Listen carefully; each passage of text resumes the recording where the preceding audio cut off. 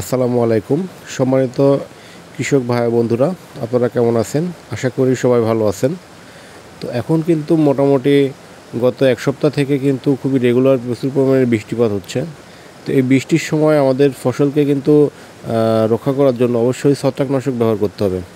তো বৃষ্টি পরবর্তী সময়ের জন্য যে সমস্ত ছত্রাকনাশকগুলো ব্যবহার করতে হবে ফসলে, সেগুলো হলো সাইমোক্সালিন ম্যানকোজেব গ্রুপের যে ছত্রাকনাশক রয়েছে, মেটালেক্সিন ম্যানকোজেব গ্রুপের ছত্রাকনাশক অ্যামিস্টার ড্রপ, তারপর আপনার হলো বায়ার কোম্পানির লোনা, তারপর আপনার হলো কপাল হাইড্রোক্সাইড গ্রুপের যে ছত্রাকনাশক রয়েছে, এগুলো আপনারা হলো ফসলে ঘুরায় ফিরায় এগুলো কিন্তু ব্যবহার করবেন।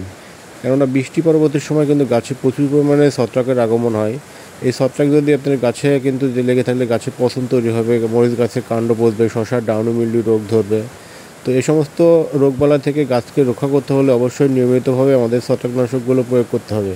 তো সম্মানিত ভাইরা, আপনারা যারা ভিডিওটি দেখলেন, অবশ্যই যদি ভালো লেগে থাকে তো আমার চ্যানেলটি সাবস্ক্রাইব করে দেবেন, যাতে পরবর্তীতে আরও নতুন নতুন উপকৃত সমস্যামূলক ভিডিওগুলো আপনাদের মাঝখানে শেয়ার করতে পারি। সেগুলো অবশ্যই আপনারা আমাকে সাপোর্ট করবেন।